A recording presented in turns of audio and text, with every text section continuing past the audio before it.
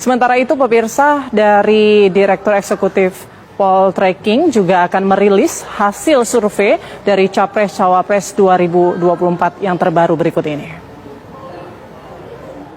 Pertama, kalau kita perhatikan, ini adalah masih tunggal Prabowo Subianto di angka 46,1%, kemudian Ganjar Pranowo 27,6%, Anies Baswedan 24,4%, dan semakin mengecil yang tidak tahu tidak jawabnya. Kalau kita perhatikan trennya, kita bisa lihat tren tunggal ini pada Prabowo Subianto itu mengalami tren naik yang cukup konstan ya, tapi kita lihat sebelumnya sempat dinamikanya kalau kita bentangkan trennya sempat di bulan April ya ada cross dengan elektabilitas Ganjar Pranowo, karena sebelum April 2023 itu Ganjar selalu di nomor 1, tapi setelah April, Juli, September, November, Desember terekam dalam survei ini Prabowo sudah di atas Ganjar Pranowo. Kalau kita perhatikan Ganjar Pranowo itu trennya mulai dari bulan September, kemudian November dan Desember itu trennya mulai turun, meskipun setelah April ke September itu trennya naik, tapi sekarang turun. Jadi seperti kurva bentuknya.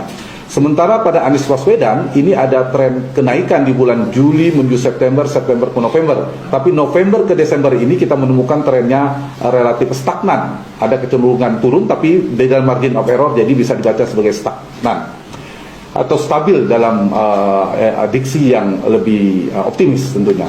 Nah, ini adalah pasangan. Ini yang paling penting karena di kertas suara adalah berpasangan. Kalau yang tadi kita hanya mendeteksi dari sisi pemilih capres tunggal.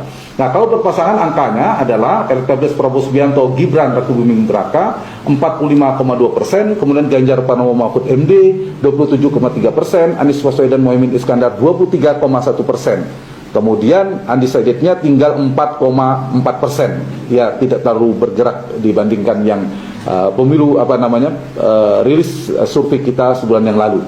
Nah, bagaimana trennya dibandingkan dengan survei-survei sebelumnya? Ini gambarannya, dan garis-garis putus-putus itu adalah masih bertunggal, kemudian yang sudah garis di survei 3 survei terakhir itu sudah berpasangan.